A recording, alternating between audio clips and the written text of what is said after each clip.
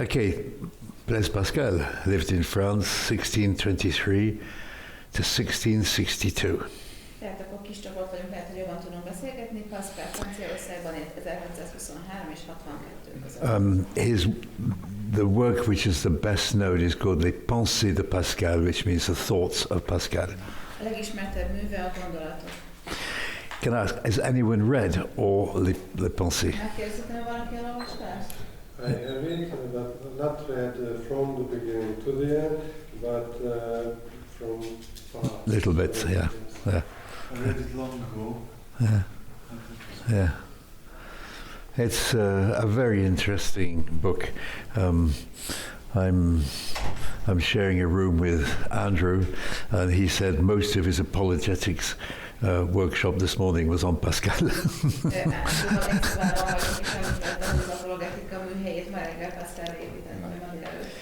So he was born in 1623. So in France there are a lot of celebrations of Pascal in 2023. 1623-ban született, és akkor 2023-ban Franciaországban nagyobb ünnepek voltak Pascalra emlékezve. I gave some lectures on Pascal.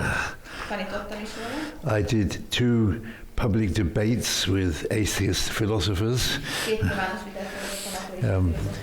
One was a professor in the University of Clermont-Ferrand, which is the town he was born in, Clermont. És volt egy professzor, aki Pascal születési helyének az egyeteméről jött. This is okay. Okay.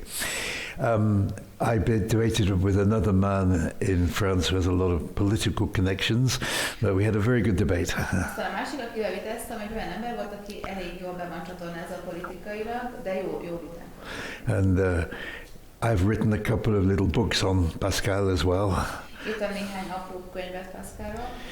So I like Pascal. The people in my church mock me because I quote him very often.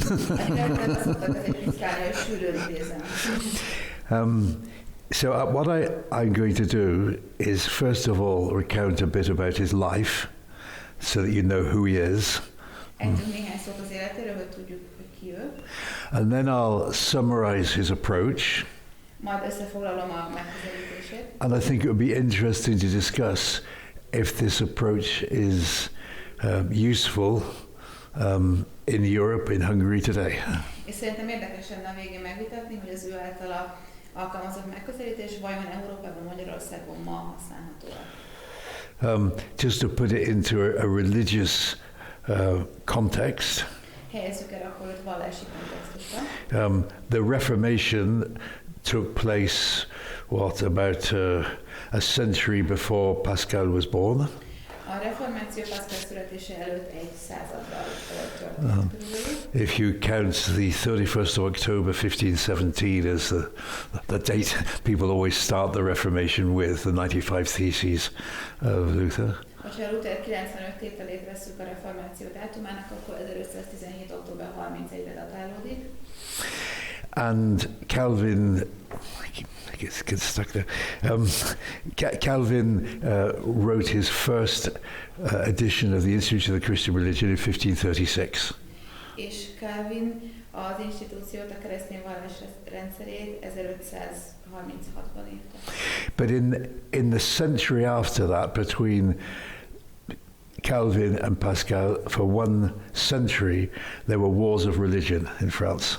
Az említett események és Pascal életek között abban a 100 évben vallási háborúk voltak Franciaországban. It's difficult to evaluate why there were wars. Nehéz ezt megmondani, hogy miért robbantak ki háborúk. In general, the French kings did not want Protestants in France. Általánosságban azt elmondhatjuk, hogy a francia királyok nem akartak protestáns Írországban. And there was an event in 1572 called the St. Bartholomew's Day Massacre. 1572-ben volt a Szent Bertalan éjszakájának mészárlása. When a great number of the nobility who were Protestants were in Paris, and they massacred en masse several thousand people. A on that day. Egy jó része egyébként, akik protestánsok voltak, ott voltak Párizsban, és a mise alkalmával lemészárolták őket, több ezrekről beszélünk. But finally, Henry IV, the King of France, signed what was called the Edict of Nantes.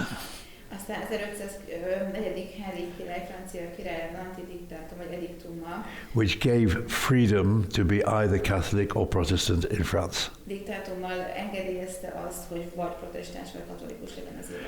So Pascal is writing at a period when there were no longer any wars of religion and it was possible to be by choice a Protestant or a Catholic. Pascal tehát egy olyan időszakban alkotott, amikor már nem voltak ilyesfajta vallásháborúk, és döntés alapján meg lehetett választani a protestáns vagy katolikusokat az ember lenni. Unfortunately, after his death, that is in 1685, Louis XIV revoked or stopped the Edict of Nantes. Sajnos 14. Lajos 1685-ben visszavonta ezt a diktátumot. So we call it the revocation of the Edict of Nantes, is the expression in French.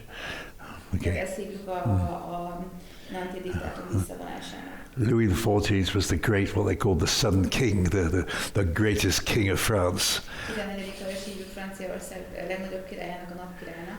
But he did a great disservice to France, because a lot of the Protestants fled France. Sajnos ezzel nem tett jót Franciaországnak, hiszen nagyon sok protestáns elhagyta az országot. Went to Germany, Holland, England, escape France. Tulajdonképpen elmenekültek, áttelepültek Németországba, Hollandiába és Angliába. And the ones who remained were persecuted. Aki maradt, az pedig üldözték. There's a famous case of Marie Durand, who was in prison for 37 years. Marie Durand 37 évig raboskodott. And at that time, it's not the story of Pascal, but it is interesting that for 100 years, until just before the French Revolution, it was forbidden to be a Protestant in France. És ez most nem közvetlen Pascal, de ugye 100 évig egészen a francia forradalomig tilos volt protestánsnak. But pastors were trained in Geneva and travelled around the country in secret. De ugye sokan titokban utaztak Genfen át. They had secret meetings to study the Bible and to preach. Titkos összejöveteleken hirdették az igét és felemelni. But the important thing to remember is that in Pascal's century, there wasn't any conflict. Viszont azt hangsúlyozom, hogy Pascal idejében ezek a konfliktusok nem éltek. So this is a quotation from almost the beginning of his pensée. When we see a natural style, we are astonished and delighted, for we expected to see an author, and we find a man. Ez egy híres idézete tulajdonképpen, hogy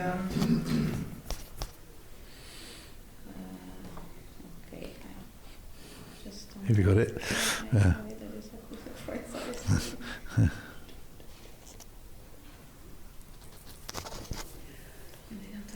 Tehát, hogyha a természetet nézzük, akkor csodálkozunk, mert a szerzőt keressük, és egy embert találunk. So, there's Pascal. He died very young at the age of 39. 39 évesen igen fiatalon hunyt el. So, who is Pascal? What did he do? Ki Pascal, és mit csinált ő? His mother died when he was only 3 years old. 3 éves volt, amikor az édesanyja. He had 2 sisters. 2 nővére volt. And his father educated them himself. És az apja önmaga tanította. In a very modern way. Egy igazán modern By observation of the world. Úgyhogy a világot figyelte. He made them speak Latin one day and French the next and so on. And at that time he moved from Clermont to Paris. És akkoriban költözött Párizsba. And started visiting what they called the salon, where literary people or scientists met. Akkor kezdte el azt a helyet látogatni, ahol a tudós emberek és a tudósok találkoztak. Because without any formal education, he discovered that Pascal had found the proof of some of Euclid's theories on his own. Mert hivatalos oktatás nélkül rájött elméletekre saját magától. And so Pascal is firstly known as a mathematician. És ennél fogva legelőször inkább matematikusként ismerjük őt. And in later years, he was dialoguing a bit with Leibniz, and they more or less worked on, I don't know what it means, but infinitesimal calculus. You know, it's called calcul infinitesimal. Okay, it's a mathematical. Are you a mathematician? Well, it doesn't matter. Anyway, let me.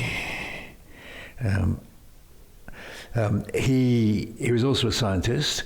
He proved, for example, that a vacuum exists. Tudós volt, bebizonyította, hogy a vákuum létezik. Because before that, the scientists didn't think that a vacuum could exist. Mert addig a tudósok nem gondolták, hogy egy üres tér létezik. And he got his brother to carry this, which is a tube of mercury dipped in mercury, to the top of a hill. És rávette a testvérét, hogy egy méregbe mártott eszköz vigyen fel a domb tetejére. Yeah, and he saw that there was a distance at the top, which showed there was nothing could be there. It must be a vacuum. És ugye látta, hogy nincs ott semmi, tehát valamilyen vákuumnak léteznie kell tetőn. Now, his father at one point, I don't know what exactly happened, but he displeased the king or something, and he stopped getting money and had to earn his way. He was given a good job. Nem tudom, mi történt, de valamikor az életében az apja elveszítette a munkáját, mert a király kegyeiből kiesett. And his father was given the job to collect taxes in Normandy. És az apja azt a munkát kapta, hogy Normandiában kellett adót gyűjteni a szegények. So to make it easier for him, Pascal invented the first ever calculating machine. És hogy könnyen legyen, Pascal emiatt feltalálta az első számológépet. So he could do the four major operations: addition, subtraction, multiplication, division. Tehát a 4 alapműveletet el tudta végezni, and retaining decimal points and so on. És a tizedes pontokat is tudta számolni. And I've read that nothing better was done before the 19th century. És azt olvastam, hogy a 19. századig nem találtak ennél jobb eszközt. I think he hoped to sell the product. He hoped to sell it. Azt hiszem, hogy el akart ő ezt adni. I think he only sold one, if I remember correctly, to the Queen of Sweden. De ha jól emlékszem, a svéd királynőnek adott egyetlen darabot. But it's incredible that he invented this. Now, something very important happened when he was in Normandy.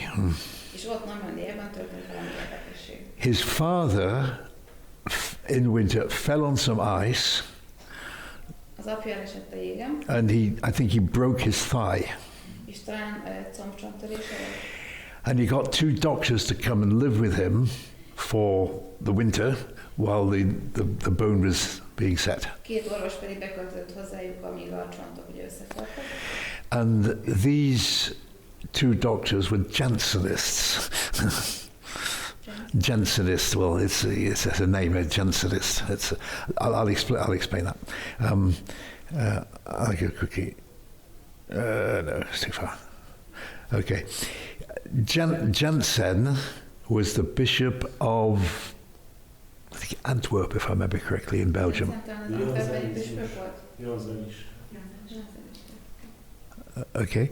This is the word Jansenist. Okay. And this guy wrote this incredibly big book, I think there was 400 pages, És írt egy 400 oldalas könyvet. saying we must return to the doctrine of Augustus. És azt mondta, hogy Augustinus tantételeihez vissza kell térni. And saying the Catholic Church had moved away from Augustus. Azt állítva, hogy a katolikus egyház eltávolodott ezektől a tételektől. Now, Augustus is a very interesting character because in one sense he was the basis of Protestantism and the basis of Catholicism. Érdekesen a Augustinus, hogy ő volt a protestantizmus és a katolicizmusnak is tulajdonképpen az alapja bizonyos értelemben. Because Augustus laid a lot of influence, a lot of stress on the fall, originals as sin, and therefore predestination. És ennél fogva az eleve elrendelés is. So he's a very important influence on Calvin and the Protestants. Kávéra és a protestantizmusra nagy hatással volt. On the other hand, some of his writing went much more in about ecclesiastic theology. Másrészt viszont ugye a ecclesiológiába the place of the Pope and bishops and so on. A pápának és a püspököknek a helyével, szerepével foglalkozott. So Catholics go back to Augustus, A katolikusok is visszavezetik, and the Protestants go back to Augustus. But the theology of Augustus had been more or less abandoned by the Catholic Church. Viszont a teológiát a katolikus egyház többé-kevésbé elhanyagolta. So, for example, someone like Thomas Aquinas is not Augustinian. Például Aquinoi Tamás, ugye ő nem Augustinuszi távolodott. And the Jansenists were very much opposed by the Jesuits. És a janzenisták pedig a jezsuiták ellen érveltek. And they finished by getting Jansenism banned from France and from the Catholic Church. Elérték, hogy a janzenizmust kitiltsák a katolikus egyházba Franciaországban. But Pascal's father and sister became Jansenists because of the two doctors staying in their home all winter. A két orvos, aki beköltözött hozzájuk, ők janzenisták voltak, ezért Pascal apja és nővére azokat az elveket vallották ők maguk is. Pascal was interested and influenced, Pascalra hatással voltak és érdeklődött iránta, but didn't make a kind of decision to go in that direction straight away. de nem döntött el azonnal, hogy ő ezt az irányt fogja követni. I'll just come back to a couple of other things about Pascal before going into the Jansenism. Pascal was the first mathematician who worked on probabilities. Pascal volt az első matematikus, aki a valószínűségszámítással foglalkozott. I'm sure you understand that immediately. No. It's a question of probabilities. A mathematician explained it to me saying this. A következőt egy matematikus magyarázta nekem. If you imagine that this is like sort of nails on a board, Ha úgy képzeljük el, hogy ezek szegek egy asztalon, on a slope, egy lejtőn, and you drop a marble, és egy gyöngyöt lejtünk, the easiest thing is just going ding, ding, ding, ding, down the side. ez a legkönnyebb módja, hogy oldalt lecsúszol. But if it falls on the other side, it might go to 2. And A másik oldalra depending on how it goes, the possibility of getting to the middle is only 1 chance in 35. És 1/35-höz esélye, hogy középre fog leesni. Okay, well, that doesn't matter, but it's interesting that the reason why he developed this Ez nem olyan lényeges, de amiért ezt ő kifejlesztette, was because he, after leaving home, he had a very, as he called it himself, a worldly existence. hogy elköltözött otthonról, akkor beszélünk ugye a világi létezéséről. Yeah, he had a lot of friends who were who from the nobility or the bourgeoisie and so on, Sok barátja volt a nemességből, a burzsóáziából, who spent their time racing horses and playing cards and so on. akik kártyáztak, lóversenyekkel fogadtak. And some of them said, well, how can we know what's the best choice to make playing cards? So he started working on probabilities. És azért kezdte fejleszteni ezt, mert azt a kérdést tették fel neki, hogyan tudjuk, hogy mi a legjobb esélye annak. It's strange how history works sometimes. Another thing, and this is towards the end of his life, but I mention it because I think it's quite incredible. Az élete vége felé volt valami, amit szintén azért szerintem érdekes. That's a picture of Paris in the middle of the 17th century. Ez a 17. századi párizsi kép. A lot of pedestrians and so on. Sokan vannak az utcán, gyalogosok. Not many people know Pascal invented public transport. Nem sokan tudják, hogy Pascal találta fel a tömegközlekedést. If you define public transport in this way, Már ha az alábbi módon definiálják. coachings, well, he had coaches pulled by horses, leaving the terminus at fixed times, Ha az értelemben figyelembe veszük, hogy a szekerek, a lovak által hozott szekerek bizonyos meghatározott időben hagyták el a kiinduló pontot. For a fixed price, Meghatározott árért. even if there was no one on board when they started, and lines crossing to go in different directions. És hogy az útvonalak keresztezték egymást a különböző cél felé haladtak. And Pascal and a friend invented that in Paris. Pascal és egy barátja fedezték ezt fel. So before we start talking of theology, mathematician, scientist, inventor, Eltalálásról beszéltünk. and I remind you, he died at 39. Hadán 39 évesen halt. Okay, most of us are older than 39. A legtöbben többet, mint 39. Úgy tudom, nem tudom, jól tudom, mert hogy az orvosi fecskendőt is ő találta fel, az injekciós fecskendőt. Am I correct that he invented the injection needle? The, Injection needle to give shots? I don't know, injection, The doctors for, you know... The needle. the injection needle. Yeah. I haven't heard that. Azt nem hallottam. Maybe That's the church. the injection needle. I haven't heard that. Maybe, I don't know. He invented computers. Can you talk about Pascal? No. I hadn't heard that. No. I think someone once said that to me, but I haven't got the proof that he Ha did. jól emlékszem, valaki már említette nekem, de még nem láttam bizonyítékát, nem tudom. Okay, so that's some of the background. Now, in 1654, Ennyit akkor a háttérről. 1654-ben he went to visit his sister. elment meglátogatni a nővérét. And I told you that one of his sisters became a Jansenist, Ugye mondtam, hogy az egyik testvére jansenista volt, and the Jansenists set up a monastery in the south of Paris. és Dél-Párizsban alapítottak egy kolostort. So he went to visit his sister, Elment meglátogatni a testvérét Pascal, and he was in his bedroom or his cell or whatever you call it, cellának, vagy nem tudom, hogy hívták, ott volt, and he had an experience of conversion. és ott élte át, tapasztalta meg a megtérést. This is some of what he wrote. Ezt írta. The year of grace, 1654, Monday the 23rd of November, Feast of St. Clement, Pope and Martyr, from about 10:30 at night until midnight. Fire! Az 1654. évében, november 23-án hétfőn Szent Kelemen pápa és vértelmű ünnepe, körülbelül este 10:30-től éjfél után fél egyig tűz. God of Abraham, God of Isaac, God of Jacob, not the God of the philosophers and of the learned. Ábrahám istene, Izsák istene, Jákob istene, nem a filozófusok és tudósok istene. And saying certitude, feeling, joy, peace, God of Jesus Christ.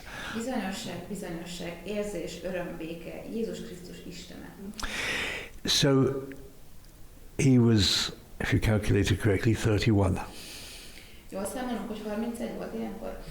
And he died at 39. 39 évesen. So all the writings we have were done in a very short period of time. Tehát az írásait nagyon rövid intervallum alatt készített. And he started writing his pensées, his thoughts, because he wanted to write a book. A gondolatokat azért írta, mert könyvet akart írni. To evangelize his noble and bourgeois friends who were what they used to call libertins, or free thinkers, if you like. A nemesség a burzsóázia tagjaiból kikerülő barátai szerette volna evangelizálni, akik szabad gondolkodónak hívták magukat. But he died before the book was finished. A könyv elkészülte előtt elment. But he wrote thousands of little bits of paper with his thoughts. De a gondolatai több ezer kis apró papírra leírtak. And sometimes when he had several thoughts in about the same area, he made a little hole and tied them together with a string. És hogyha hasonló gondolatai voltak körülbelül egy időben, akkor egy kis lyukat szokott a papírba, és mazaggal összekötötte őket. So when he died, there were dozens and dozens of these thoughts put together. Amikor meghalt, a több tucat ilyen gondolatokat összekötve találtak otthonára. And it was his sisters and family who put them together and published the book. A nővére és a családja rakta ezeket a gondolatokat össze, és adták ki a könyvet. But it's a bit complicated because they didn't include all the thoughts. because some were very similar.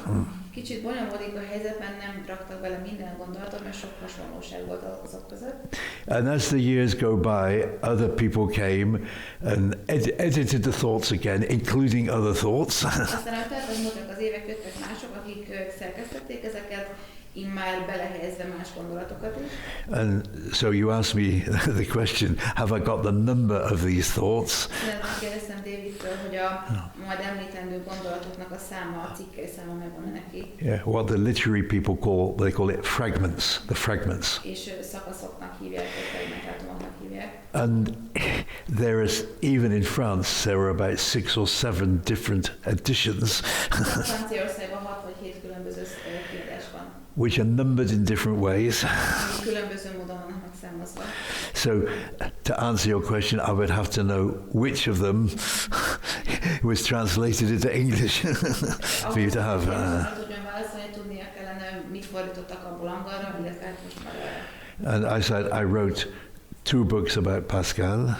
Ahogy említettem, 2 könyvet írtam Pascal. The first ones I just quoted from different places, and I didn't put the numbers. Az egyikben nem jelzem, hogy honnan idézek melyik cikkből. But the second one was more on the wager of Pascal, and I just used one edition and gave the numbers. És a második az pedig Pascal fogadása volt, és ott már konkrétabb volt. So what we have got is the general approach, that we know what he wanted to do. Azt tudjuk, hogy hogyan indult el, mi volt a megközelítési módja. So before I give you that, as I said, he wanted to evangelize his free-thinking friends. Ugye mondtam, hogy a szabadon gondolkodó barátait akart evangelizálni. But he didn't use like the classical arguments or proofs. De nem a klasszikus gondolatokat és érvrendszereket használta. In apologetics, you can read about these moral, teleological, first cause, and so on. Az apologetikában olvasunk erről az eredendő okról, az erkölcsről, stb. Moral is there's good and bad. Where does it come from? Ugye, hogyha etikai szempontból ez egy erkölcsi szempontból, hogy a jó és a rossz honnan jön. Teleological is about purpose. Teleologika az, hogy mi a cél. The first cause, something must have started something somewhere. But he didn't go in that direction. And he moved away from what's also called scholasticism. In medieval dogma, it was true if someone in the past said it. Ugye a középkori dogma szerint, hogyha valaki a múltban említette, akkor az igaz. So if you could quote, I don't know, Socrates or Plato or something, okay, that was proved. Valaki tudott mondjuk Szokratész vagy Platont idézni, akkor az igaz. And Pascal didn't use that. Pascal nem így. And to summarize, and we'll come back to that later, he appealed at the same time to reason and to emotion. Egyidejűleg az észszerűségre és az érzelmekre is hivatkozott. Both reason and the existential side of human life. Tehát, hogy az észszerűségre és az emberi élet egzisztenciális oldalára. And what is interesting is that he wrote before the age of enlightenment. Az ebben az érdekes, hogy ugye ő még a felvilágosodás kora előtt. Which people call modern thinking. Amit bármint a felvilágosodás hívunk a modern gondolkodás. And strangely, suddenly his approach seems very relevant for postmodern thinking, because it's not so modern. Hirtelen a posztmodernizmus korában nagyon relevánsnak tűnnek megint. So there we are. That was the first edition of his book. No, sorry, that's the second edition. Ez a könyvének a második kiadása. The Thoughts of Mr. Pascal on Religion and Several Other Subjects. That's the title. So that was published in Paris in MDC LXX, which is 1670, I think. Okay, so that was after his death. But as I said, all these were put together, but we know the general outline of his work. And this is, he wanted his work to have 2 parts. Azt szerette volna, hogy művének két része lesz. So, in short, he said, first part, the misery of man without God. Röviden ő mondta azt, hogy az első rész az ember nyomorúsága Isten nélkül, erről szóljon. And the second part, the happiness of man with God. A második rész pedig arról, hogy az ember boldogsága Isten. Or, he said another way, the first part is that nature is corrupt, proved by nature itself. Vagy pedig azt is mondta, az első részt hívhatjuk úgy, hogy a természet megromlott, és a természet maga hivatkozik, hogy bizonyítja ezt. That is by observation of the human condition. Az emberi természet megfigyelése által jutott el erre. And the second part, that there is a repairer, proved by Scripture. A második pedig az, hogy van, aki megjavítja, és maga az ige bizonyítja ezt. I love this word, repairer. Ez a javító szerelő szó. He's trying to find vocabulary which isn't like savior or something. He's the repairer. Jesus is the repairer. Nem a megváltó szót használja, hanem valami gyakorlatilasabb, hogy Jézus a szerelő, vagy a javító, aki megjavít valamit. Okay, so let's look a bit at the first part. Nézzük meg akkor az első részt. This is quite a long quotation. Hosszú idézet ez. We'll translate it as you. I found this one. Okay, so the first part says, I'll read it for you in English first. When I see the blindness and the wretchedness of man, when I regard the whole silent universe, a man without light, left to himself, as it were, lost in this corner of the universe, without knowing who has put him there, what he has come to do, what will become of him at death, and incapable of all knowledge, I become terrified. Like a man who should be carried in his sleep to a dreadful desert island, and should wake without knowing where he is, without means of escape. You can see the emotional, existential side of that. Látjuk ennek az érzelmi részét is. Ha látom az ember vakságát és nyomorúságát, és elnézem ezt az egész néma világ mindenséget, és a mindensége zugában magára hagyott, sötétben tévegő ember, akinek sejtelme sincsen róla, kitette ide, miért van itt, mivel lesz halálában, és képtelen bármit is tenni, olyan rémület vesz rajta erőt, mint akit álmában félelmetes, puszta szigetre tettek ki, és aztán, amikor felébred, fogalma sincs róla, hogy hol van, de nincs is módja többé onnan elmenekülni. Now, I don't know for you, but this was a real experience for Pascal. Nem tudom, hogy mit gondoltad volna, de Pascalnak ez egy valós megtapasztalás volt. And I can remember as a young man once in bed, Emlékszem, amikor fiatal voltam, már ágyban voltam, thinking, I'm lying on this little bed azon gondolkodtam, hogy feszek a kis ágyamon, in the middle of a huge universe. az univerzum káros közepén. And I was almost frightened. Megijedtem a tényleg. You know, what am I? Who am I? Ki vagyok én? Mi vagyok?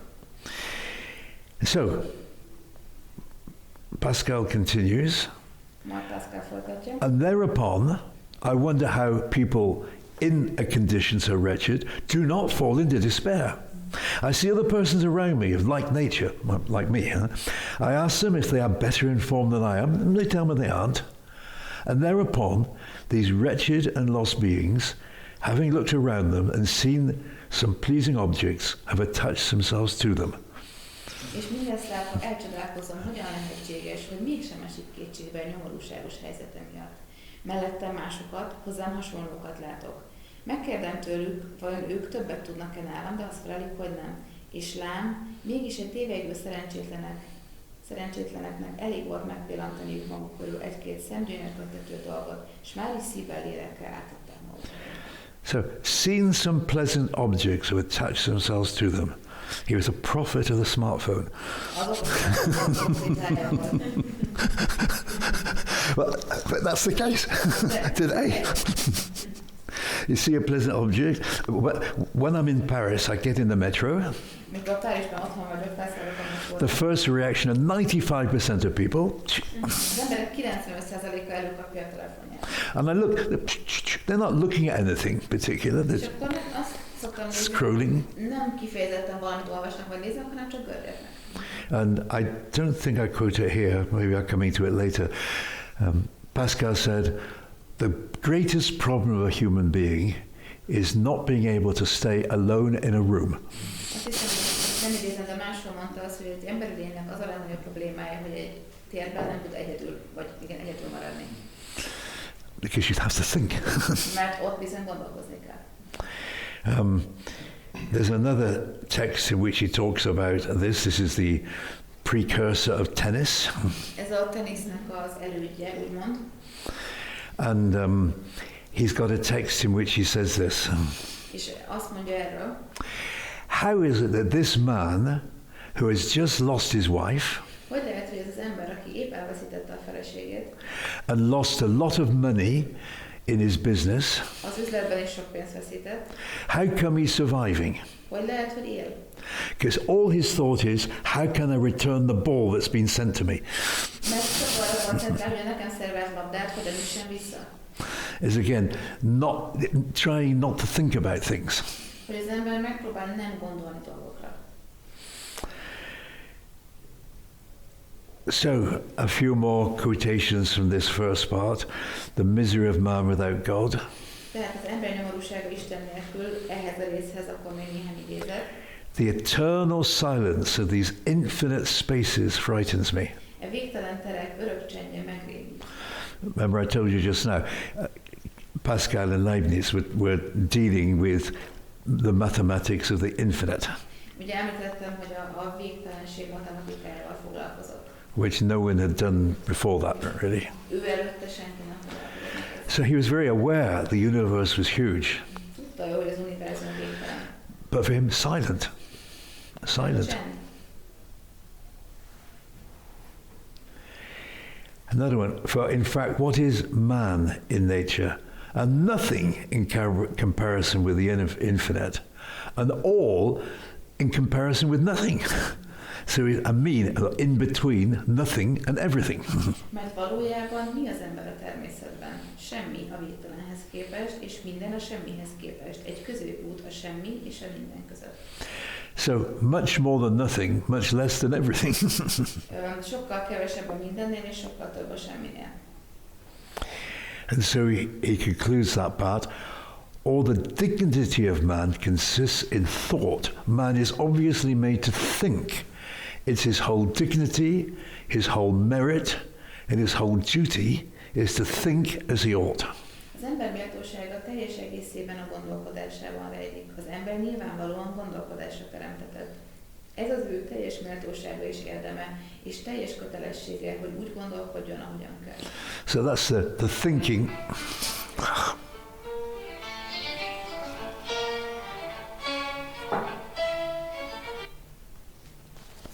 All right. Serenading everyone with Bach this morning. Okay, so he moves on to there, to putting thought into a more existential thinking. És akkor innen abba az irányba halad, hogy az egzisztenciális gondolkodás irányába inkább. The greatness of man is great, and that he knows himself to be miserable. A tree does not know itself to be miserable. Az ember nagysága abban rejlik, hogy tudja, hogy nyomorult. A fa nem tudja, hogy nyomorult. Because man is but a reed. The man is but a reed. You know the word reed? Have you got that? Yeah, okay. Can you just say man is but a reed? Az ember csak egy nátszál. The most feeble thing in nature. A természet leggyengébb lénye. And this is a famous saying of Pascal. He is a thinking reed. He's very weak, but he can think. So, the entire universe does not need to arm itself to crush him. A vapor, a drop of water survives to kill him. But if the universe were to crush him, man would still be more noble than that which killed him, because he knows that he's dying, that he dies. And the advantage which the universe has over him, the universe knows nothing of it. Az egész világegyetemnek nem kell felfegyverkeznie, hogy elpusztítsa.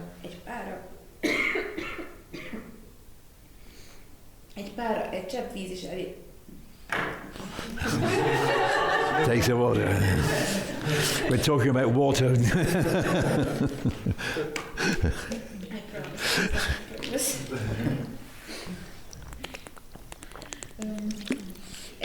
Egy csepp víz is elég ahhoz, hogy megölje. De ha az univerzum elpusztítaná, az ember még mindig nemesebb lenne annál, ami megölte, mert tudja, hogy meghal, míg az univerzum nem tud semmit arról az előnyéről, amellyel az ember felett áll.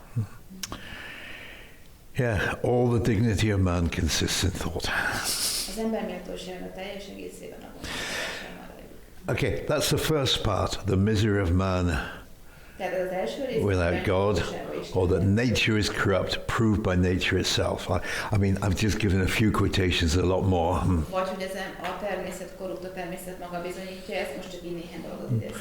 So, what do you think about evangelism today? How can you show this misery of man without God? Hogyan gondolkodunk az evangelizációra ma? Hogyan tudjuk megmutatni, hogy Isten nélkül nyomorultak vagyunk? Because the scholastics and so on didn't go in that path at all. Mert például a skolasztika nem ment el ebbe az irányba egyáltalán. He was really the first person that went down this existential path. Tényleg Pascal volt, aki az egzisztenciális úton elindult. Any ideas? Ötletek esetleg? Andrew gave us some ideas last night. Huh? Néhány gondolatot tegnap este ezzel kapcsolatban.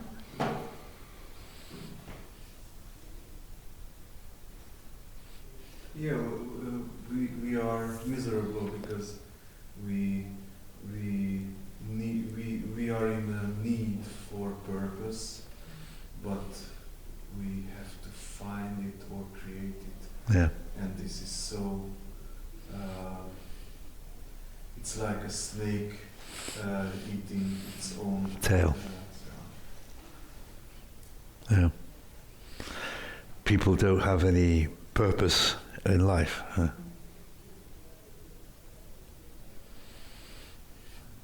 They don't know why they're there. And another quotation from Pascal, which isn't on here, he said, human beings are like an amputated arm. The arm is on the table saying, what's the purpose of me? Because it's cut off from the rest. He had some fantastic images like that.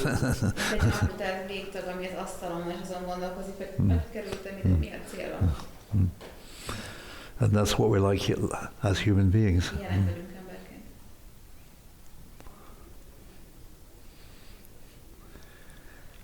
When we're talking about the me generation, to say, well, are you really finding your answers?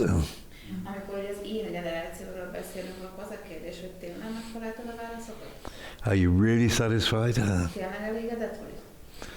And as I said in my seminar, was anyone there on AI yesterday? The thing is that AI is bigger, faster, more accurate. Az igazság, hogy a mesterséges intelligencia gyorsabb és pontosabb és nagyobb. But why? Why? It doesn't have purpose, and I quoted another French author, Jacques Ellul, maybe. I don't know if you've ever heard of Jacques Ellul.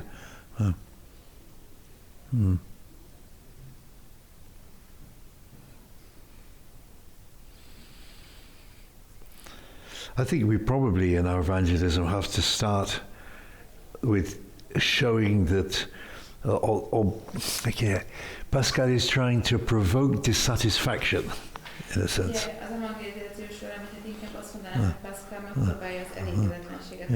Yeah. Just stop a moment, stop and think. And that's the problem in our society. We work long hours. I see my grandchildren so long on screens. And everyone on smartphones. It's almost a challenge to say to people, would you dare to come with me and spend a day in a hut in the forest without your smartphone? Would you dare to do it?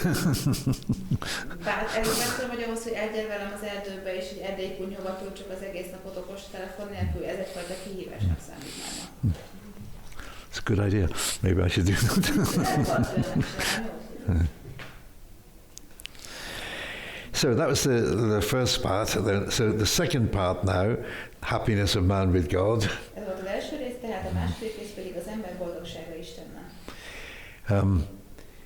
So Pascal makes some statements. Our true happiness is to be in him, and our soul evil to be separated from him. Pascal tesz itt néhány állítást. Igaz boldogságunk az, hogy benne, Istenben vagyunk, és egyetlen gonoszságunk az, hogy elszakadunk tőle. But he starts asking the question, well, how can we know? Felteszi azonban a kérdést, hogy na ezt honnan tudjuk?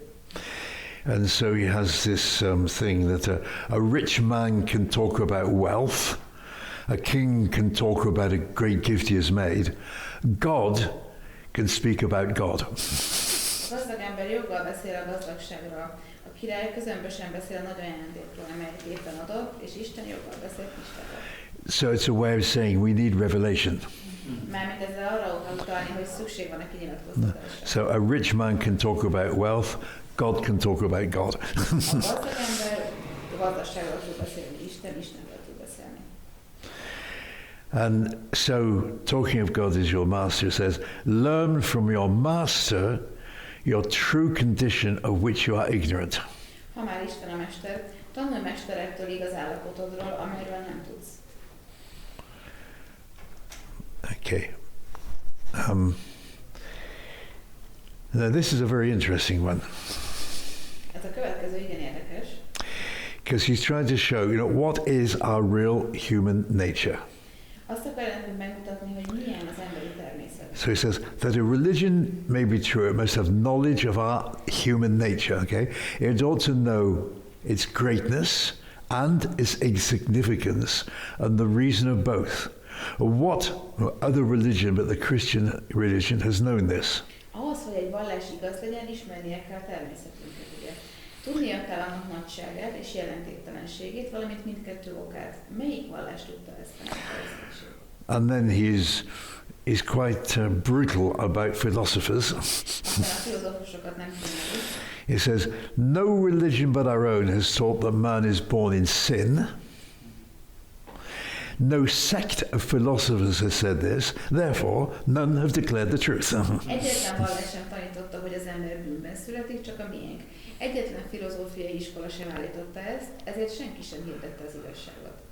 And I have found in France that the talking to people and saying, yeah, we know as Christians why there is good in the world and bad. Franciaországban úgy tapasztalom, hogy azt mondjuk az embereknek, hogy tudjuk keresztényként, hogy a világban miért van jó és rossz. Because human beings are created in the image of God.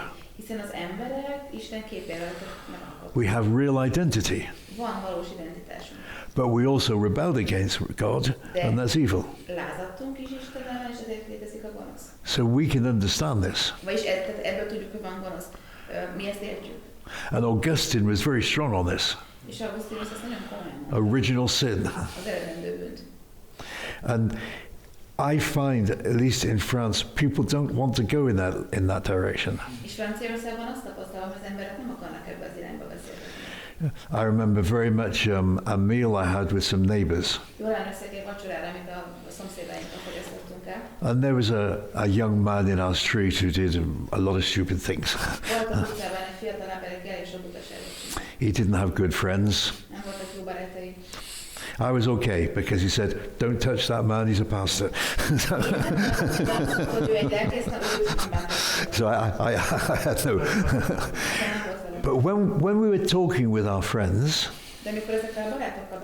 who knew him, they all said that he's good deep down inside. Because in one sense they couldn't accept total corruption, as Calvin calls it. Mert ahogy Calvin ugye beszél a teljes romlottságról, így a gondolatot azt nem tudták elfogadni. But just so we understand, total corruption doesn't mean we never do good. It means that every part of us is corrupt. Nem azt jelenti, hogy soha nem teszünk jót, azt jelenti, hogy minden részünk rossz. So I find this quotation from Pascal, I've used it many times. Ezt az idézetet most felolvastam, és sokat idézem tőle. No sect of philosophers have said the truth because it doesn't include sin. Egyetlen filozófiai iskola sem állította ezt, mert nem beszél a bűnről. And no other religion really talks about sin in the same way. Sőt, más vallás sem beszél úgy igazán erről ilyen. And yet, Pascal would say, well, look at the world. És akkor Pascal azt mondta, hogy hát nézzetek körül. We look at nature. Nézzük meg a természetet. Bocsánat, nem? Pascal fogadását. So he says the Christian religion, it teaches us that by one man all was lost, that is, by Adam, and the bond broken between God and us. By one man, the bond is renewed. That's Jesus. Azt mondja, hogy megtanít minket arra, hogy egy ember által minden elveszett, és megszakadt a kapcsolat Isten és köztünk, és hogy egy ember által ez a kapcsolat megújult. Okay, so after this second part of his book, a második rész után, a könyv második része után, he moves on to a third part, which is the wager of Pascal. Have you heard of the wager of Pascal? Hogyha ezt így hallottuk, hogy Pascal fogadás. Pari de Pascal. And actually there's a fourth part which very few people quote. Van egy negyedik rész, amelyet nagyon kevesen idéznek. Because Pascal, in his 8 years as a Christian, learned Hebrew and Greek. Mert ebben a 8 évben Pascal görögöt és hévet is megtanult. Because he wanted to prove that the prophecies about Jesus were correct. Mert be akarta bizonyítani, hogy Jézusra vonatkozó proféciák igazak. There's a whole section in the end of the passage about all the prophecies in the Old Testament about Jesus. A Gondolatok végén van egy egész szekció a Jézusra vonatkozó proféciákról. Anyway, let's come back to the third one, the wager of Pascal. Térjünk vissza a harmadik részre, Pascal fogadására. And 2 other quotations from him to show why he went in this direction. És akkor 2 másik idézetet említünk még, hogy lássuk, hogy miért ment ebbe az irányba. So he says 2 extremes: exclude reason, admit only reason. Azt mondja, hogy 2 extrém van, vagy kizárjuk az észt, vagy pedig csak arra mutatkozunk. Because, and this is a very, very famous quotation from Pascal, the heart has its reasons which reason doesn't know.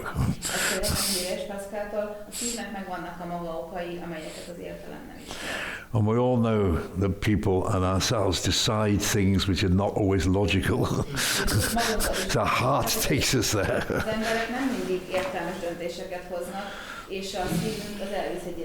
And we're not being reasonable.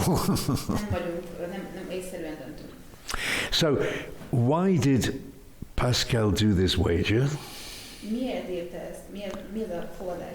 Remember what I said. He wrote this book to convince his friends to become Christians, who spent all their time betting on cards and so on.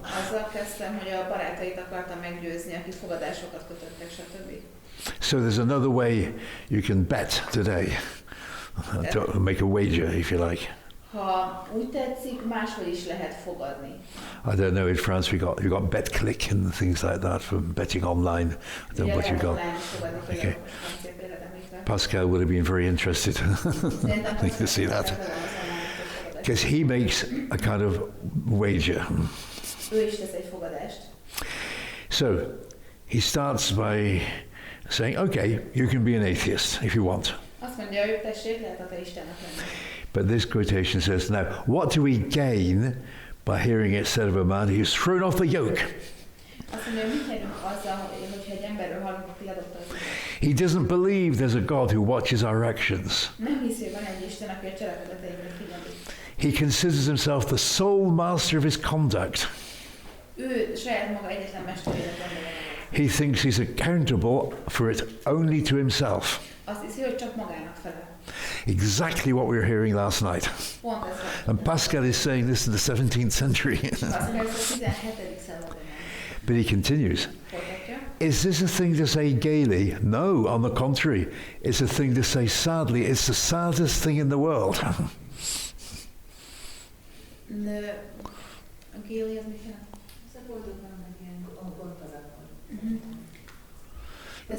A man who men say, I'm happy, I'm a theist. He said, no, you can't say it in a happy way.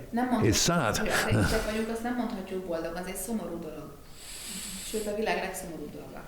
Okay, so he's first of all saying, okay, we must think about this. És akkor tulajdonképpen azt akarja mondani, hogy várjál, erre gondolkozni kell. And then he says, okay, you say we can't know whether God exists. Oké, azt mondod, hogy nem tudhatjuk, hogy van Isten. But either he exists or he doesn't exist. De vagy létezik, vagy nem létezik. There is no alternative. Ennél több lehetőség nincs. So what will you choose? Mit választunk? You cannot prove God by your reason. Értelemben nem lehet bizonyítani Isten. But you cannot disprove God by your reason. Lehet tagadni. So you must wager. Tehát fogadni kell. It's not optional. Ez nem választható. He uses this expression, you are embarked like on a ship. You have to choose. Hogy választani kell, mint a hajón, hogy útnak, vagy célnak, vagy eresztve. So which will you choose? Melyiket fogod választani? Now, some people misunderstand Pascal. Vannak, akik Pascalt félreértik. He's not saying you become a Christian just because you choose, yeah, I think there's a God. Nem azt mondja, hogy azért lettél keresztény, mert úgy döntöttél, van Isten, akkor keresztény. That's not his purpose. Nem ez volt a célja. But what he's saying is, this is not his words but mine. Ezeket most én mondom, nem Pascal. So, if there's only one chance in 1,000 that Christianity is true, you should look into it because the stakes are so high, the possibility of eternal life. Mert ugye azt mondja, hogy ha csak 1/1000 esély van arra, hogy van Isten, akkor muszáj megnézni, hogy mit jelent ez, mert nagy a tétje ennek, örök élet a tétje. And maybe if you're betting on a horse for 1,000 it wins, wow. Hogyha fogadunk, ahol 1/1000 az esélye, az megmegy. You get a lot of money. Akkor ezt fogunk vele nyerni. So, he says, you must weigh up the fors and against. This is quotation now. What's in blue is Pascal's words. Okay. Hét vagy ilyen, az Pascaltól idézett. If God exists, you gain everything. Azt mondja, ha Isten létezik, minden. But if he doesn't, well, you lose nothing. Ha nem létezik, semmit nem veszítesz. And this is his big point. We're not concerned with the trifling interests of some stranger that we act in this fashion. This matter concerns ourselves and our all. És ez a híres idézete, nem valami idegen, jelentéktelen dologról van szó, amihez semmi közünk. Ez a kérdés minket magunkat érint, a teljes létünket. So, what is Pascal trying to do? Mit szeretett volna Pascal írni? What reaction is he hoping for? Milyen reakcióra számít? Well, he wants his friends to say, okay, this is one part, at least they should, for example, they should start to read the Bible. Szerette volna, hogy a barátai legalább elkezdjék olvasni a Bibliát. So after talking about the wager, there's an imaginary dialogue between him and a friend. És miután a fogadásról beszélt, egy elképzelt barátjával folytatott egy párbeszédet. And his friend says, okay, we're playing a game of poker. How can I know what's on the cards? És akkor a barátja azt mondja, hogy oké, pókerezünk, honnan tudom, hogy mi van a kártyán? And Pascal says, yeah, it's in the scriptures. That's how you can know what's on the cards. It's a very interesting way of putting it. And this is so modern.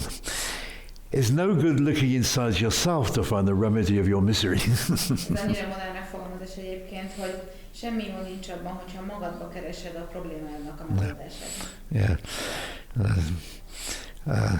As I say, Andrew told me, Andrew Fellows, Pascal is his favourite apologist in the world. Because this is so modern. So, he's saying, read the Bible. And I would say that to people today. If you don't know, at least read it. I would even say to someone, read the Bible, read the Koran, read the Bhagavad Gita, whatever it's called. Read them. Because is there eternal life? Don't just look at the latest thing on your smartphone. The second thing he says, recognize your preconceived ideas. És akkor még azt is mondja, hogy az előítéleteket ismerjük fel. Two quotations from Pascal. We should be honest with ourselves. We are automatons, we probably say robots today, as much as we are thinkers. Kép ugye Pascaltól idézett, legyünk őszinték önmagunkkal, automaták, vagy hát robotok vagyunk, ahogy ma mondanánk, legalább olyan mértékben, mint amennyire gondolkodó emberek vagyunk.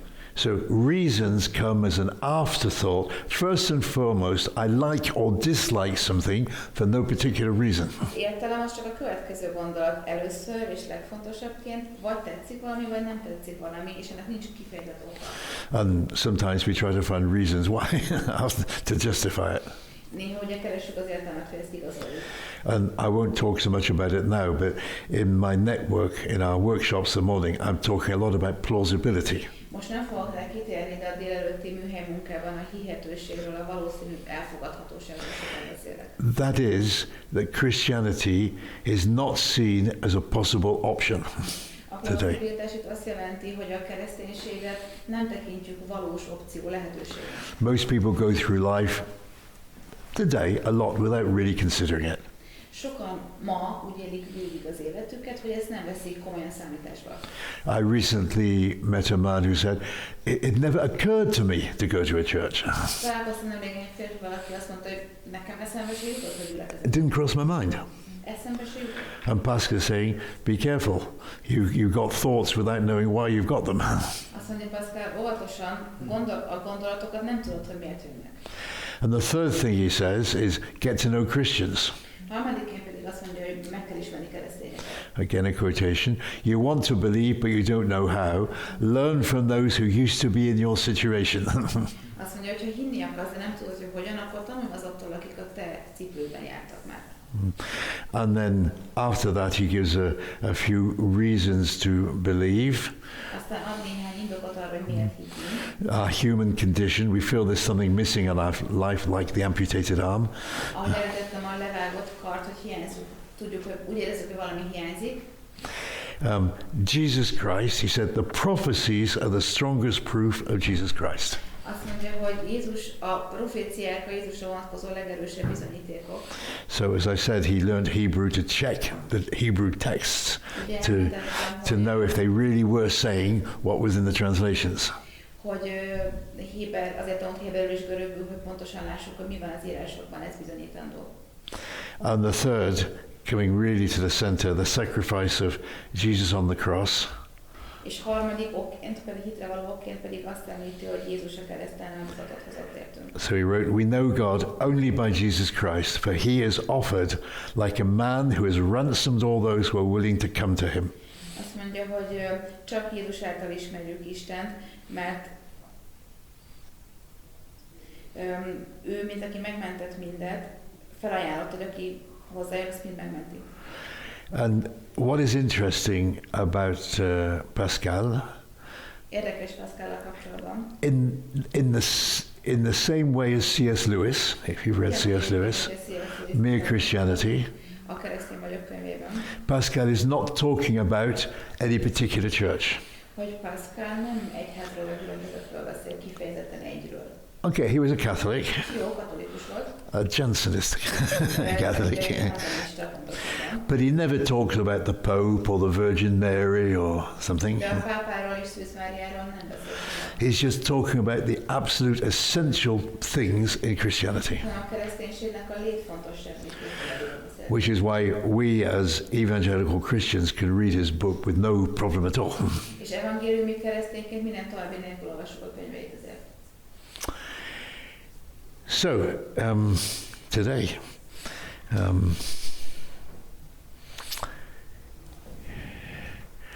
this is one of the most famous quotations. I've heard several people at ELF use it, apologists. A leghíresebb idézet, az ELF-en nagyon sokan használják, idézik ezt apologéták. Okay, it says, men despise religion, they're afraid it might be true. What must we do? First, to show them how desirable it is and make them want it to be true, then show them it's true. Az emberek megvetik a vallást, attól félnek, hogy talán igaz. Mit tegyünk tehát? Először is mutassuk meg, hogy vonzó, és érjük el, hogy azt akarják, hogy vonzó legyen. Utána pedig mutassuk meg, hogy igaz. And I think that is what Pascal is trying to do. He's saying it's desirable to live as a Christian. Ugye Pascal ezt szeretné megmutatni, hogy a kereszténység vonzó lehet. Because in today's world, most people don't ask the question, is Christianity true? Mert ma nem azt kérdezik az emberek, they ask more, is it good? hanem azt kérdezik, hogy az jó, And a lot of people think it's bad és sokan azt gondolják, hogy rossz, because we are intolerant mert nem vagyunk toleráns towards minorities a kisebbségek, or homosexuals or whatever. mások irányába. And we are trying to impose our thoughts on everybody. És hogy a gondolatainkat rá akarjuk erőltetni mindenki másra. But I think it's up to us to show that it's good and beautiful and desirable. Szerintem a mi dolgunk megmutatni, hogy a kereszténység szép, jó és kívánatos. And what we're saying a lot in our church revitalization workshop is the only way that most people see that is because they meet Christians. A délelőtti műhelyen ezt többször említjük, hogy ezt csak úgy fogják megtudni az emberek, hogyha keresztényekkel személyesen találkoznak. They don't go to a church very much. Nem nagyon járnak templomba They don't buy a Bible and read it. Nem fogják megvenni a Bibliát, hanem akkor most elolvassák. I'm not sure the media would help them to understand. Nem hiszem, hogy a média segíteni So, a megértést. the people we meet Tehát akikkel találkozunk. in maybe our family, workplace, Családban, munkahelyen, neighborhood, szomszédságban, friends, leisure activities, szabadidős tevékenységek során. that people should know I'm a Christian. Az embereknek tudniuk, hogy keresztény vagyok, But then afterwards, for a long time, it's just being a trustworthy person, és utána jó hosszú ideig bizonyítsuk, hogy megbízhatók vagyunk. someone they can trust. Egy olyan ember vagyok, akiben megbízhatom ezt. Because if today a lot of people make purchases online, Ma, amikor az ember online vásárol, by firstly looking what other users are saying, először azt nézzük meg, hogy a többi vásárló felhasználódik meg a terméket. then we are the users of Christianity. Mi vagyunk a kereszténységben. So we are the recommenders, Mi javasoljuk ajánlani. the influencers. Mi vagyunk az influencerek. So I think Pascal is right. First make people see that it's plausible, although he didn't use that word, Igazán a Pascalnak azt mondta, hogy mutassuk meg, hogy kívánatos, and then we can move into apologetics of is it true? utána térhetünk át az apologetika kérdésére, meg azt mondja, hogy igazán. Of course, apologetics in the widest sense will also say it's good and beautiful. Az apologetika tágabb értelemben nyilván azt is fogja mondani, hogy szép és jó. So, in a sense, Pascal is bringing together reason and emotion. Tehát az értelmet és az érzelmet összehozza Pascal. And I'll come back to that, but just to show you, you probably can't read it, it's very difficult to read. Azt hiszem, hogy ezt nem tudjuk elolvasni, elég bonyolult lenne. This was the memorial that he wrote after his conversion, which we saw a bit at the beginning, Ezt írta a megtérése után, amit az elején felolvastam. which he put in his pocket, or he sewed in his pocket, És bevakta a zsebébe, and he wore with him every day of his life after that. és élete utolsó napjáig magán viselte ezt a papírt. So, as it said, the year of grace 1654, Ugye említettük, 23rd of November, 1654. from about 10:30 at night until midnight, fire. Szent Kelemen pápa és vértanú ünnepe, körülbelül este 10:30-től éjfél után fél egyig tűz. God of Abraham, God of Isaac, God of Jacob, not the God of the philosophers and the learned. Ábrahám istene, Izsák istene, Jákob istene, nem a filozófusok és a tudósok istene. Certitude, feeling, joy, peace. Bizonyosság, érzés, öröm, béke. God of Jesus Christ, my God and your God will be my God. Jézus Krisztus istene, a te istened az én istenem, és az én istenem a te istened lesz. Forgetfulness of the world and of everything except God. Felejtsük el a világ teljességét és minden mást, kivéve Istent. He is only found by the ways taught in the gospel. És ő csak az evangélium által tanítottakban találjuk meg. So, converted at the age of 31, died at the age of 39. All that thinking was done in the space of 8 years. 9 évesen halt meg, és 8 év alatt végezte ezt a gondolkodó munkát. Like I like to remind people that Calvin wrote his first edition of the Christian Institutes when he was 26 years old. Szeretem emlékezni, hogy Calvin az institúciót 26 évesen írta. Okay. But so, reason and emotion Tehát az értelem és az érzelem. Okay, I've said what I want to say. Mert kapcsolatban elmondtam. And I'd be interested in, hearing, how this can be done, how you see this in Hungary today. Kíváncsi vagyok, hogy mit gondoltok Magyarországon, hogy látjuk ezt most. It's not just a sort of a historical story. Hogy ez ne csak egy történelmi történet maradjon.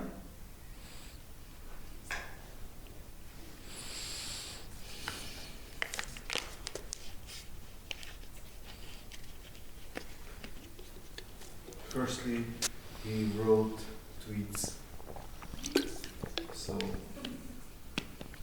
short-sized Notes, notes. Tweets. You can almost say, yeah. And I found this good because we don't have time to think a lot, to read a lot, to talk, to build systems and thought castles or something. And it's easier to know, to learn the truth through small bits, yeah. I think that is very true. When we discuss with people, they don't want us. I imagine sometimes you meet a colleague at work at the coffee machine, and he says, "Oh, it's interesting. I didn't know you were a Christian," and so you start talking for 15 minutes without stopping, and the guy is looking at his watch and trying to get away. Do you want to? Ezt mondjam, vagy pedig a beszélgetés mert angolul? Szívesen. Inkább mondj, de én nem értek mindent pontosan, csak úgy nagyjából. Tehát, hogy érdekesebb talán, hogy például a kávéautomatánál találkozunk valakivel, és akkor azt mondja az ismerős, hogy nem is tudtam, hogy keresztény vagy, én már mondom, hogy igen, és akkor belefogok egy 15 perces monológba, mert nézi az óráját, hogy mikor lehet előle már menekülni. So I think of Colossians chapter 4, where it talks about evangelism by answering people's questions. A Kolossi 4-ben beszél arról, hogy az evangelizációt úgy tegyük, hogy az emberek kérdéseire válaszolunk.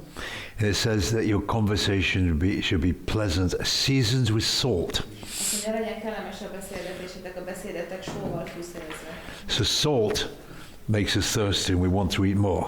A sótól szomjas az ember többet akar. Right. I don't know, do you have Pringles in? Do you know what Pringles are? Okay. Who here is capable of saying, I eat one Pringles, and say, oh, that's great, I don't want another one.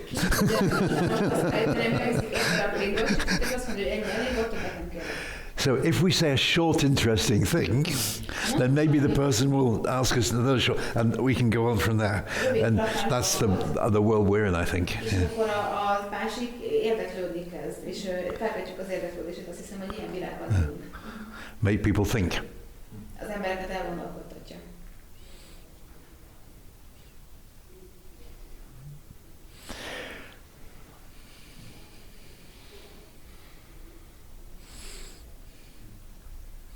Nekem munkahelyen megvolt ez a fázis, hogy ideig láttam rajtuk, hogy valódi érdeklődéssel kérdeznek. There was a phase in my job, in my workplace, that people asked me questions, genuine questions. Yeah. Aztán egy idő után átcsapott ez ilyen gúnyos kérdésekben, nyilván ilyen, hogy mi van az UFO-kkal, mert hogyha ez lenne, az lenne. And then the questions turns like into more skeptical questions, like what happens with UFOs or what happens with aliens. Yeah. Yeah. És ez hát egy nehéz. Yeah. Nem tudom teljesen, hogy lehetne helyesen reagálni. I don't know how to react to it, it's kind of difficult. Mm. Well, I think the way not to react is to have a very long conversation about it.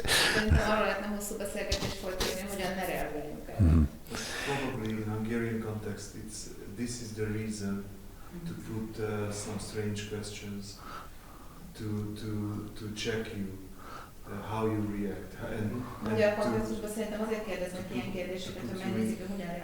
and to put you in a place where you cannot react because probably what you just said was true. olyan helyzetbe akarnak hozni, nem tudja reagálni, mert valószínű, hogy előbb mondtál, az igaz. And I cannot handle that truth.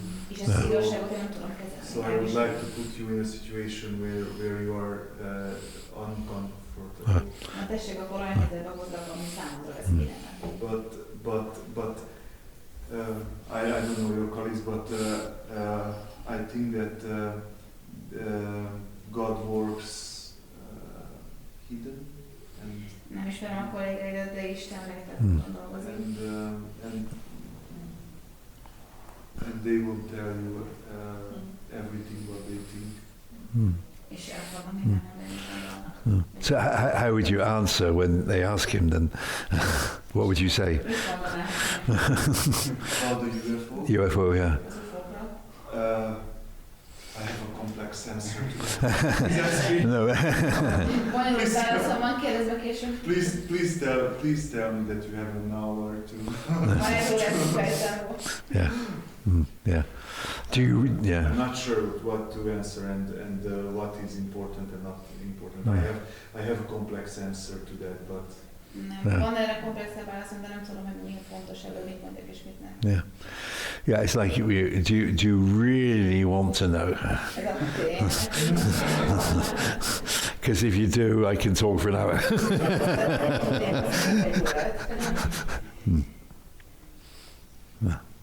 Yeah, it's people who then start saying,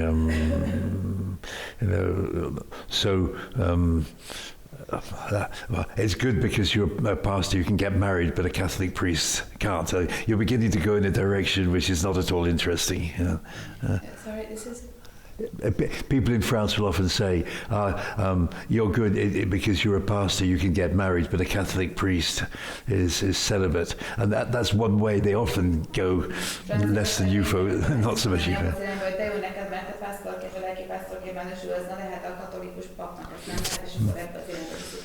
So you talk about church organisation, which is not at all what we're talking about, but it's to avoid.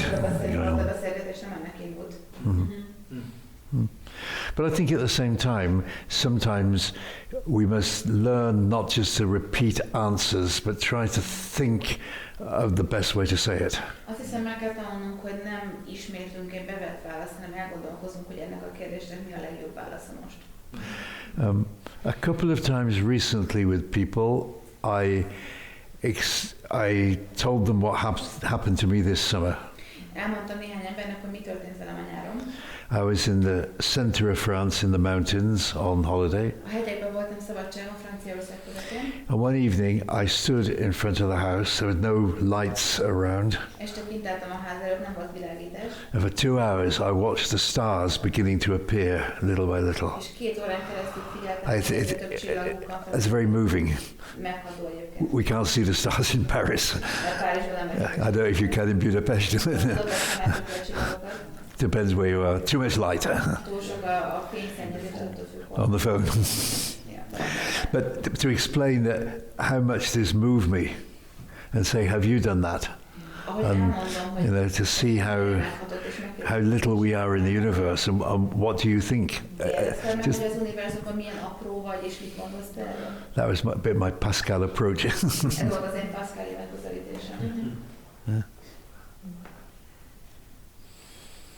I'm a little bit jealous because I have conversations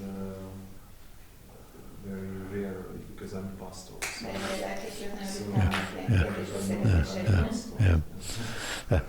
That's what I say sometimes. All my colleagues are Christian.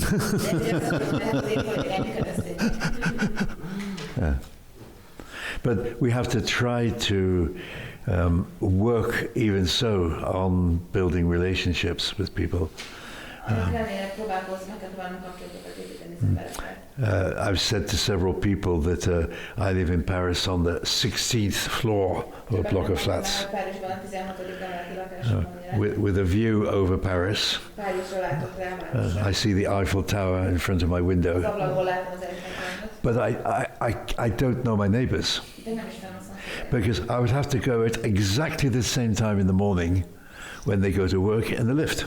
Mert hogy reggel pontosan az időbe kellene elindulni, amikor ők indulnak dolgozni. So my wife and we took a very little urban garden. Úgyhogy a feleségemmel közösségi kertészkedésben We have 12 square meters. 12 méterre But working in the garden, we met people. Na de a kertben találkoztunk másokkal. We met people from the block of flats we live in.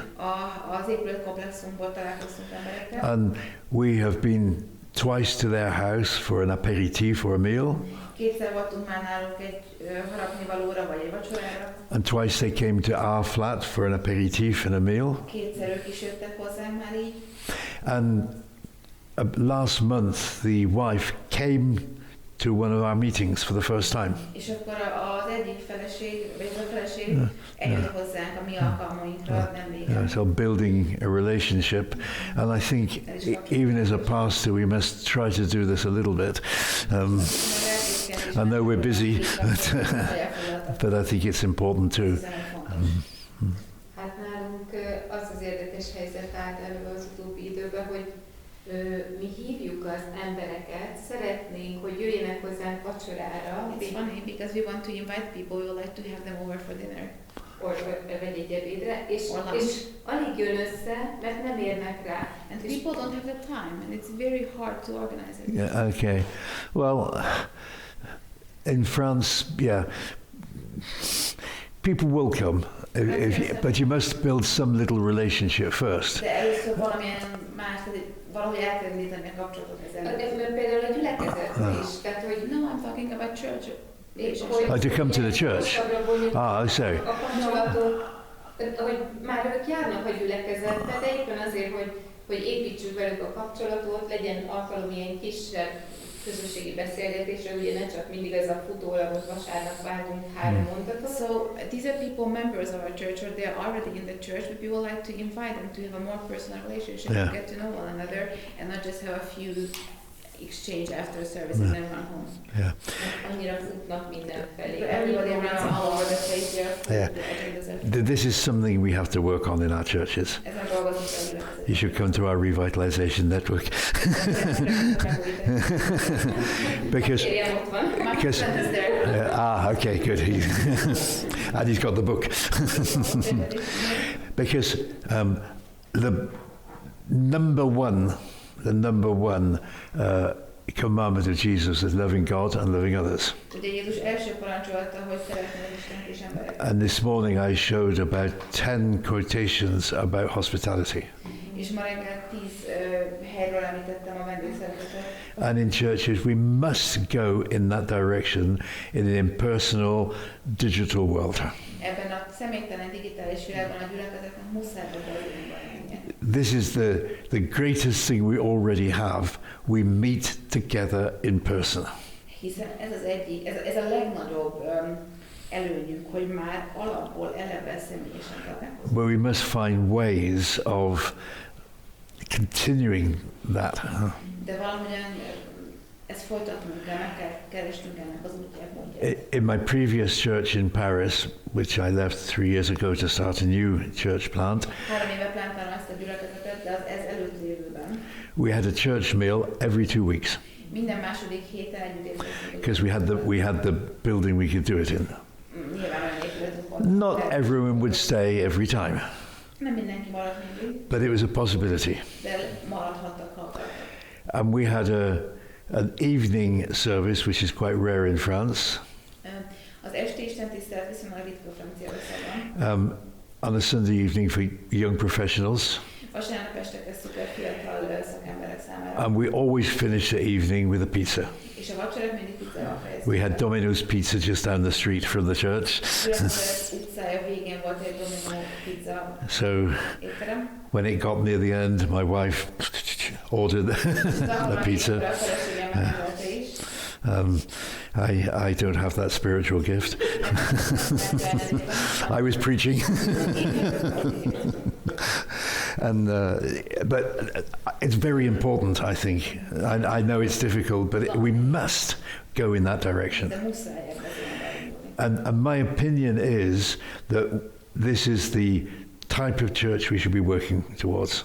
Azt hiszem, én úgy gondolom, hogy az ilyen típusú gyülekezet felé törekedjünk erre menni. So I'm repeating a bit for this who are in the network. But when I was a young man, it was still the end of the period when people went to church with a tie and a suit and a dress for women or a hat, and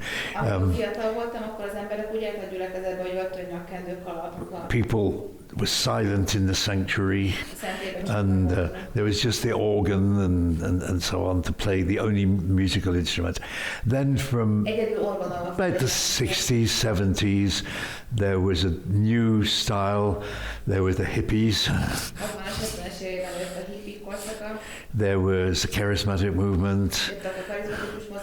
Society was more cool. I never wear a tie in church, even as the pastor. I started once every 2 weeks, then I stopped. And we have praise music and so on. But it still is not necessarily people talking to each other. So this is It's still not people talking to each other. It's easy to sing at the same time, but there are dozens of verses in the New Testament, each other. A Biblia, az Új Szövetség tele van olyan szavakkal, kifejezésekkel, hogy egymással. And encourage. És a bátorítás szó. And I think we have to be thinking, how are we moving into that? Azt hiszem érdemes elgondolkozni, hogy hogyan jutunk el oda, abba az irányba. So I have reduced the time of singing in my church. Kevesebbet éneklünk. And we have sort of 1/3 singing, 1/3 Bible preaching, and 1/3 something else. 1/3 éneklés, 1/3 igehirdetés, és 1/3 valami más. And at the end of our service, we meet in a municipal hall with a bar. És egy olyan helyen találkozunk, egy önkormányzati helyiségben, ahol van egy bárpult. So we have coffee and fruit juice. Tehát van gyümölcslé és kávé. And I say, we are continuing our service at the bar. It doesn't end and then we go to the bar. We are continuing our meeting. Folytatjuk az Isten tiszteletet a bárpultnál. And I don't know where we're going with this, but I think it's important that our churches start moving in this direction in the digital age. Azt hiszem, hogy a digitális világban fontos az, hogy gyülekezetek ebbe az irányba. I am not technophobic. Nem vagyok technofób. Digital has a lot of good things. A digitális világnak van egy csomó minden. But it must not be at the expense of actually meeting people and encouraging each other. De ne annak a kárára használjuk és tegyük ezeket, hogy az emberekkel való találkozás kárára, illetve az egymás bátorítás kárára. So, a good question. Hallottam olyat, hogy ateisták hivatkoztak Pascalra, mint ateista. I heard that atheists quoted Pascal as him being atheist. So I didn't. I heard that atheists quoted Pascal that he himself was atheist. He wasn't an atheist, but he wasn't a Christian Ateista nem volt, de nem volt keresztény. until the age of 31. 31 éves koráig. And yeah, there's a book published by a French philosopher, Jacques Attali, francia filozófus. called Pascal, the French Genius, in which he tries to take it a little bit in that direction to say, okay, he was a Christian, but his thought is interesting for us. But I think he twists Pascal. I mean, you see the quotations, you can't say he's an atheist. It's not possible. But he tries sometimes to put himself in the shoes of an atheist. Az igaz, hogy megpróbált egy ateista cipőjébe lépni. When he says, don't you feel terrified in this empty universe? But he's trying, well, he's only doing what the book of Ecclesiastes did. Vanity of vanities, all is vanity. It's,